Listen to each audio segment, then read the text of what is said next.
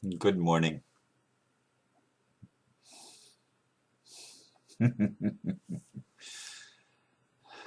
Interesting morning so far. Let me just jump in and then I'll tell you why I think it's interesting.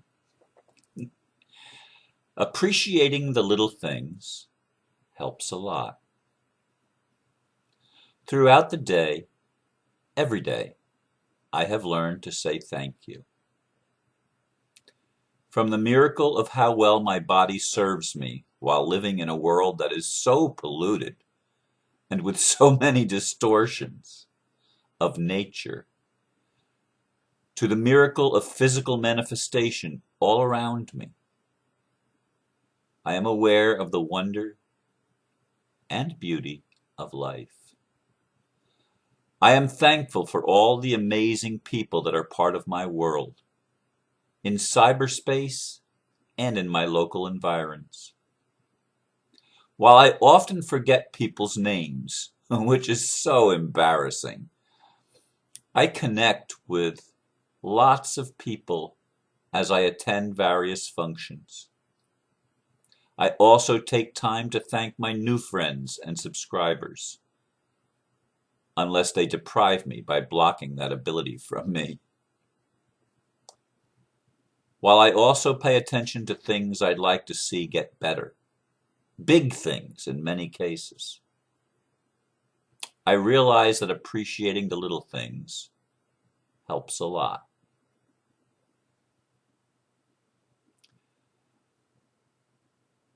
I didn't leave the concert last night, or the place where my son was playing, with Elephant Water Pistol. I call it Elephant Water Pistol because it was supposed to be Elephant Gun, but the lead singer and primary songwriter in the group, Elephant Gun, had a problem and couldn't make it to the event, and they had to get a substitute lead singer and guitar player to fill in with my son and with Dave Pastorius.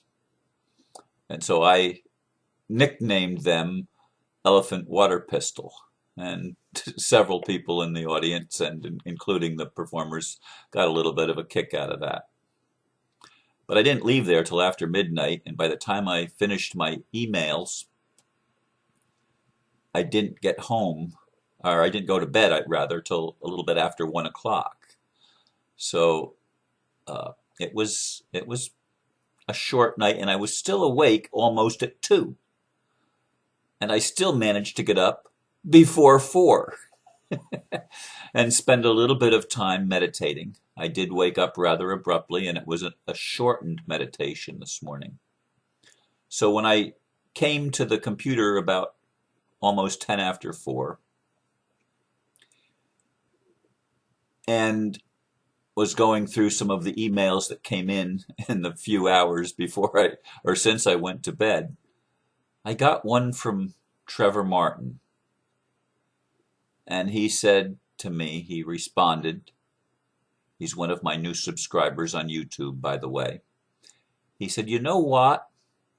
After all my subscriptions, you're the first to say thanks. And I really appreciate that. Thank you for spreading an awareness to a world that seems lost at times.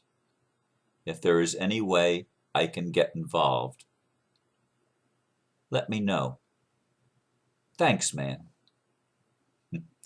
And thank you, Trevor, because the truth is, I didn't know when I started reading my emails exactly where I was going to go today. As usual, my mind covers many things. I thought about following up on Obama, since I raised that yesterday, and a lot of people made a lot of comments to that video. I didn't even look and see what the numbers were on it. But I tend often, as a lot of people do, to notice the things that really do need improvement in our world. I mean, there are people that go around saying that everything is perfect just the way it is. And from a certain point of view, that's true. But if we never tried to improve anything, nothing would ever improve. Things exist in our world because we create them. We have the power and the privilege, and dare I say, responsibility to do that, to actually make our world better, and not just acquiesce to what is and to the so-called powers that be, and live life in a fatalistic position.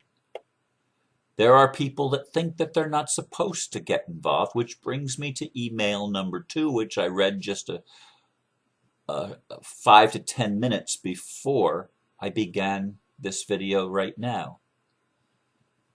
And it's from my friend Tony, who was at the meeting Wednesday night, and he's responding to some of the dialogue that I involved him in with the lady that's the Course in Miracles lady, the positive mental attitude lady, who thinks that we should only pay attention to the good things. And that is a lot, what I'm saying, with appreciating the little things helps a lot. We need to pay attention to the things that are right. But I don't think we should ignore the things that aren't exactly the way that is the best for everybody. Oh, I know we can say it's the best for everybody by a certain attitude, but it's really hard when people are really suffering to say that suffering is just an illusion anyway. It's not, it doesn't matter. But anyway, Tony wrote, "Hi all, just want to weigh in with my 2 cents. We think that if we just meditated enough, or jogged enough, or ate perfect food, everything would be perfect.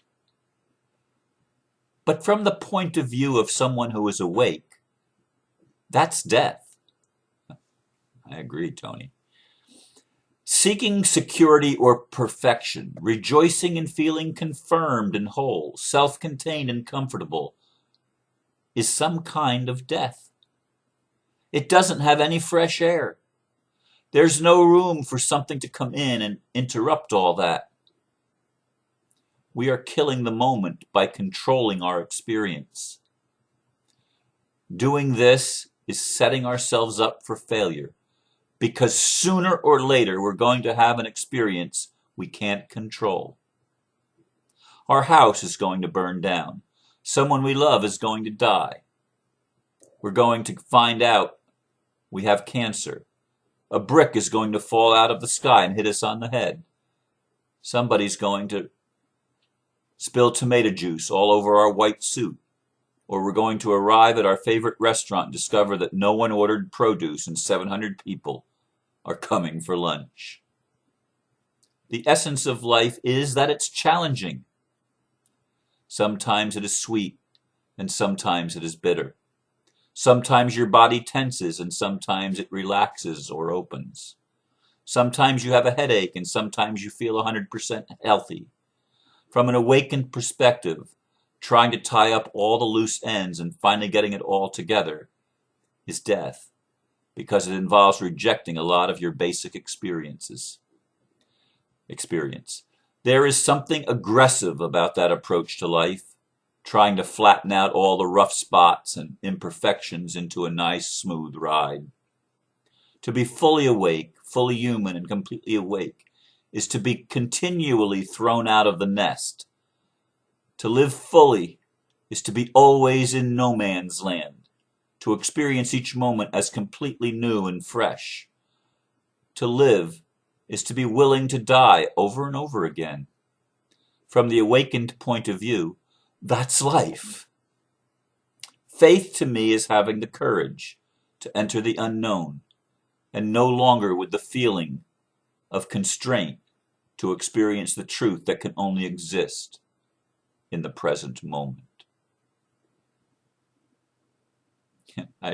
As I was reading that aloud, I didn't read it aloud before I started the video. That was the first time I read it aloud, and I don't read most of my things aloud, by the way. But then I got to the part, the essence of life is that it's challenging. I remembered M. Scott Peck's opening words to his perennial bestseller that was on the New York Times bestseller list for probably 10 years at least. Week in and week out, The Road Less Traveled was in that top 10 of the New York Times bestseller list.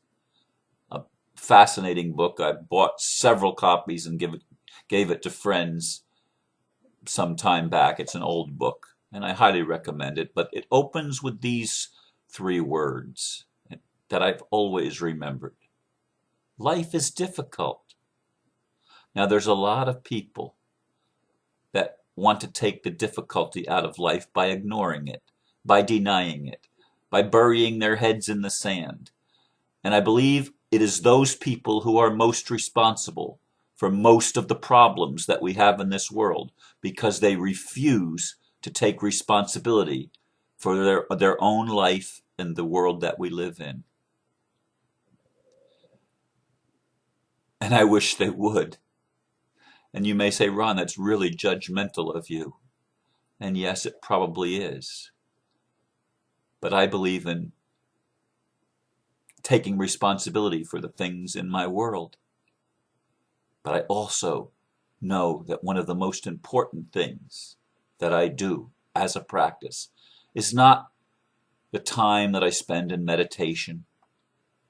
It's not even doing these daily videos.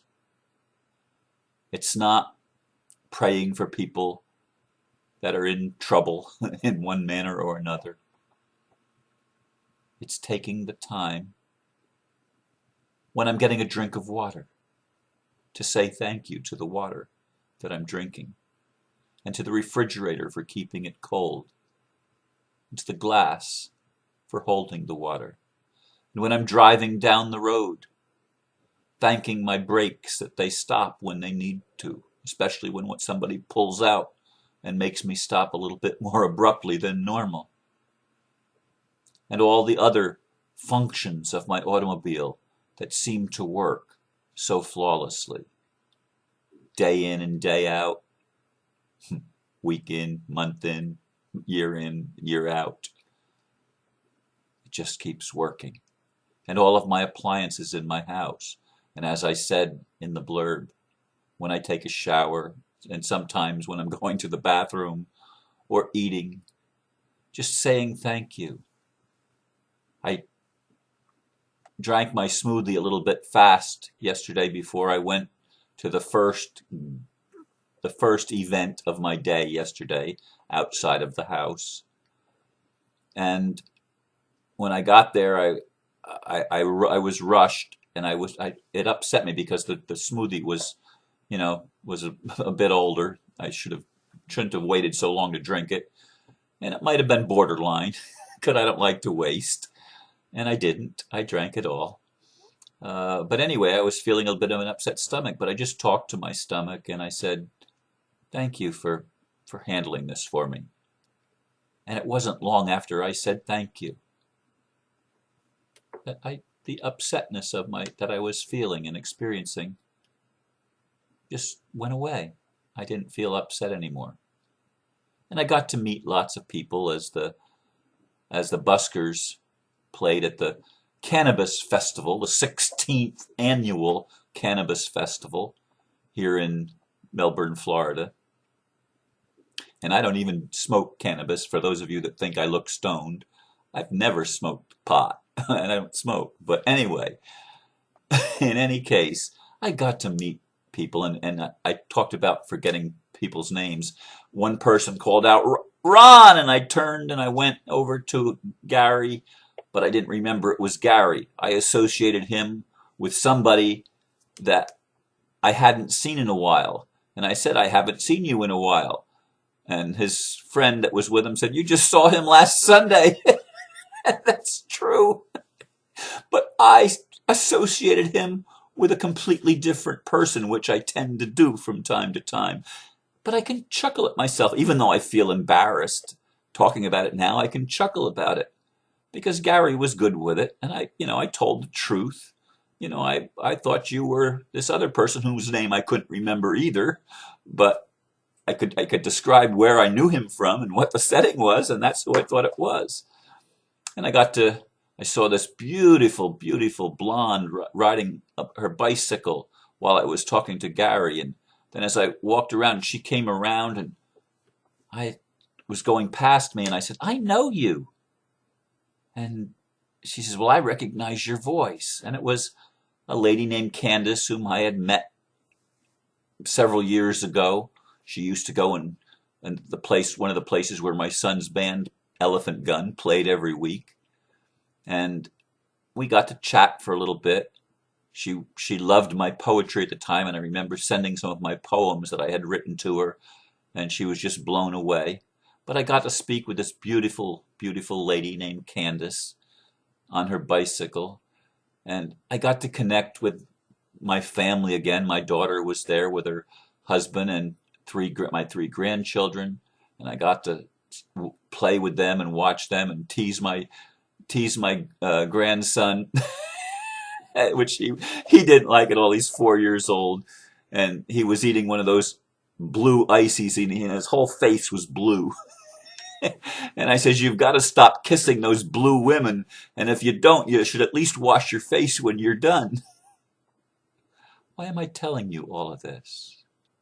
Why am I going through my day yesterday with you today?